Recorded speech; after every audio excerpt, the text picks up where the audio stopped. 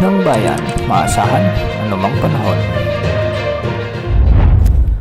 Magandang araw po sa ating lahat. Narito na ang pinakauling update sa magiging lagay ng ating panahon ngayong araw at sa susunod na 24 oras. Sa kasalukuyan ay meron tayong minomonitor na tatlong low pressure area sa loob at labas ng ating area of responsibility. Una rito yung remnant o yung huminang si Bagyong Sibising at huli itong namataan sa layong 580 kilometers kanluran hilagang kanluran ng Itbay at Batanes. Samantala ang pangalawa namang low pressure area ay namataan sa layong 745 kilometers hilagang silangan ng Itbay at Batanes. Sa kasalukuyan ay nasa katamtaman ng tsansa nitong lumakas bilang bagyo sa susunod na 24 oras. Ngunit kung sakali mang lumakas ay hindi ito makakaapekto sa anumang bahagi ng ating bansa. Ang pangatlong low pressure area naman ay namataan sa layong 2,105 kilometers silangan ng extreme northern Luzon. Malayo ito sa kalupan ng bansa at hindi inaasahang magdadala ng epekto kung sakaling lumakas bilang bagyo sa susunod na 24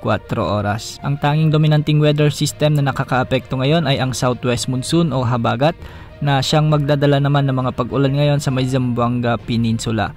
Kaya posible ang banta ng pagbaha at pagguho ng lupa sa lugar na ito lalo na kung may mga katamtaman at malalakas na pag-ulan. Samantala, magiging maulap din ang mga papawirin na may mga pag-ulan at thunderstorms. Dulot pa rin ng habagat o southwest monsoon sa buong Metro Manila, sa buong Visayas, ang nalalabing bahagi ng Mindanao, sa may Batanes, Babuyan Islands, sa may Zambales, Bataan, sa may Cavite, Batangas, Occidental Mindoro at Palawan. Dahil dito hindi rin inaalis ang banta ng mga biglaang pagbaha o pagguho ng lupa kung may mga katamtaman at minsan ay malalakas na pag-ulan. Para naman sa nalalabing bahagi ng Luzon ay magiging bahagyang maulap hanggang sa maulap ang mga kalangitan na may mga tsansa ng mga kalat-kalat na pag-ulan at thunderstorms dulot pa rin ng hanging habagat. Kaya posible pa rin ang banta ng mga flash floods at landslides lalo na kung may mga umiiral na severe thunderstorms. Para naman sa lagay ng mga pag-alon sa ating mga karagatan, ang mga baybayin ng northern at western Luzon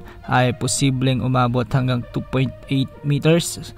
Para naman sa nalalabing baybayin ng bansa ay posibleng mga pag-alon hanggang 2.1 meters. Para naman sa long range outlook natin, kung may mabubuo bang sama ng panahon gaya ng bagyo, ay posibleng may mabuong bagyo sa mga susunod na linggo ayon ito sa pinapakita ng mga global wind models. Mabubuo ito sa silangan ng Visayas o Mindanao at sa mga kasunod pang araw ay lalakas ito, ngunit hindi naman ito nakikitang tatama o lalapit sa ating bansa.